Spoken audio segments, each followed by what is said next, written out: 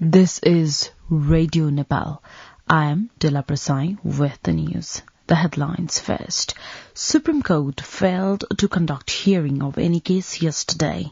Lawyers continue protest demanding Chief Justice Jolendra Samser Rana's resignation. Main opposition party CPN-UML electing representatives for 10th General Convention today.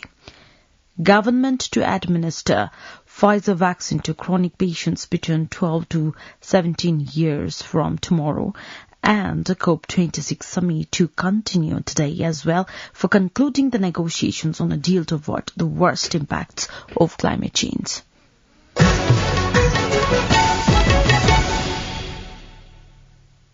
Now the news in detail.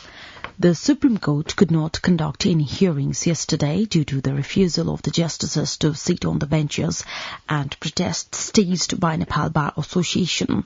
Chief Justice Jolendra Samser Rana had assigned 8 benches for 223 cases.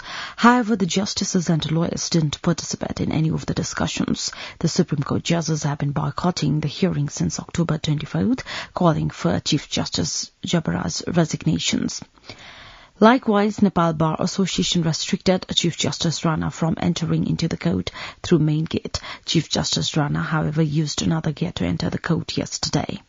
Nepal Bar Association has been staging protests demanding resignation of the Chief Justice after allegations that he showed a share in the expansion of the Council of Ministers that raised a question on the dignity of the judiciary. Meanwhile, Prime Minister Sherbahadur Deuba and Minister for Law Dilendra Prasad Badu had held discussion yesterday regarding the disputes seen in the judiciary. The CPN-UML has unveiled the logo and the slogan for its 10th General Convention. The CPN-UML General Convention is taking place in Chitwan from today till 28th of November. Party General Secretary Ishwar Pokhrel unveiled the logo and the slogan amidst a news conference organized at the party office in Lalitpur yesterday. The party is holding its General Convention and selecting representatives for the convention from across the country. Meanwhile, CPN-UML Chairman KP Sharma Oli has said that the upcoming 10th General Convention would establish CPN-UML as a political force capable of realizing national aspirations. In a video message delivered on Friday, he expressed his confidence that the General Convention would bring the party building and expansion and unity process to a new height. Chairman of the CPN Maoist Centre, Pushpakamal Dahal Prachanda, has said that the People's War launched by his party was not done in any whim. Welcoming the leaders and cadres of Netra Bikram Chandra Biplab-led party in the CPN Maoist Centre yesterday, Chairman Dahal said revolution does not happen just because of anyone's wish. The Ministry of Health and Population has said Pfizer vaccination against COVID-19 is 95% effective and urged the people to feel safe and confident for the vaccination. Ministry spokesperson Dr. Krishna Prasad Paudel said it during an awareness campaign on Pfizer vaccination. The awareness campaign was organized by Department of Health Service. The first phase of Pfizer vaccination drive is beginning from November 14. After the week-long drive, the second phase would begin from December 12. Initially, the vaccines would be administered to the people above 12 years suffering from chronic disease. Various 24 hospitals from across the country would administer the vaccines, said Director General at the department, Dr. Dipendra Raman Singh. He further said the government was procuring 6 million doses of Pfizer to vaccinate the children above 12 years.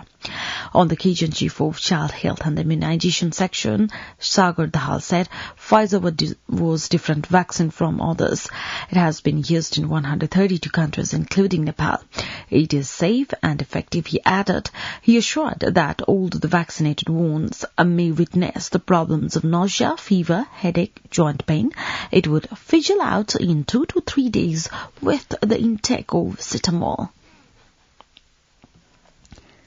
A high-level panel assigned to examine the persisting disputes in the BP Koirala Institute of Health Sciences in Dharan submitted its report to Prime Minister and Chancellor of the Health Sciences, Sher Bahadur Dilba. The committee, chaired by Health Minister and the BP Koirala Institute of Health Sciences Pro-Chancellor Birod Khatiwada, submitted a report to the Prime Minister at his official residence in Balwadar yesterday. Talking to media following the submission of the report, Minister Khatiwada said he was hopeful that the Health Sciences Senate taking place soon would implement the suggestions and find a solution to the existing problems. The student unions picketed the office of the Nepal Oil Corporation yesterday in protest against hike in the price of petroleum products. The unions picketed the central office of the corporation at Teku, stating that the price hike of LP gas and petroleum products had affected public and students economically. The student unions close to CPN Maoist Centre, CPN Unified Socialist, also demanded the resignation of the staffers at the corporation involved in hike in the price of petroleum products.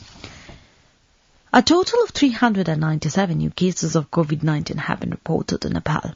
According to the Ministry of Health and Population, the number of infections was confirmed while conducting tests of 11,066 samples. Likewise, 389 people recovered in the past 24 hours. Meanwhile, 3 people died of the virus infection yesterday, taking the corona-related death toll to 11,469 in Nepal. Nepali Congress leaders have stressed the need to systematically resolve remaining disputes related to active membership of the party in a prompt manner. A meeting of the central office bearers and members of the senior leader Ramchandra Paudel-led group of the Nepali Congress yesterday shed light on the dispute resolution while reviewing the preparation of the party's upcoming 14th General Convention. Newly appointed Chief of the Karnali Province, Tilak Pariyar, yesterday assumed the office. The new province chief was welcomed by Chief Minister of Karnali Province Jivan Bahadur Shahi, Speaker Raz Bahadur Shahi, Chief Secretary Raz Kumar Sharma and Security Agency Chief. On the occasion, Province Chief Pariyar pledged to deliver service with commitment adhering to the roles and responsibilities bestowed by the Constitution. Finance Minister Janardhan Sharma has held a discussion with chief executive officers of 27 Group A commercial banks on the problems facing the banks, including a liquidity crunch and financial institutions and the solution needed. The liquidity problem has briefly led to conflict among banks on the interest rate in the country, wherein banks raised interest rates on deposits in a bid to make their lendable funds strong, stating that loans banks and financial institutions have released in the market did not have much impact. Finance Minister Sharma urged them to invest in the areas that yield impactful results. You're listening to Radio Nepal 8 AM English News Bulletin. We continue with the international updates now. The COP26 summit has passed its scheduled finishing time as negotiations on a deal to avoid the worst impacts of climate change continue into Saturday. Sticking points include subsidies for coal and other fossil fuels and financial help to poorer nations. On Friday, envoys from small island nations threatened by rising sea levels said the land was fast disappearing. The conference president, Alok Sharma, urged an injection of can-do spirit. Scientists say that limiting warming to 1.5 degrees Celsius compared to pre-industrial levels will protect us from the most dangerous impacts of climate change. It is a key part of the Paris Agreement that most countries signed up to. A Myanmar military court has sentenced U.S. journalist Danny Fenster to 11 years in jail. Fenster was found guilty of breaching immigration law, unlawful association and encouraging dissent against the military. He was earlier this week slapped with 2 additional charges of sedition and terrorism, which carry a maximum sentence of life imprisonment. His trial on the new charges will begin on 16th of November. 37-year-old Fenster was a managing editor of online site Frontier Myanmar, was detained at Yangon International Airport in May. He is one of dozens of local journalists that have been detained since a military coup in February. Now, the general weather forecast for the country for today. Forecasting division says the weather is likely to be partly to generally cloudy in Province 1 and Province 2, along with in the hilly regions of the country. Kathmandu's weather report now, maximum temperature of 23 degrees Celsius and a minimum temperature of 8.5 degrees Celsius. With this news, we have come to the end of this bulletin, but before we wrap up the headlines once again.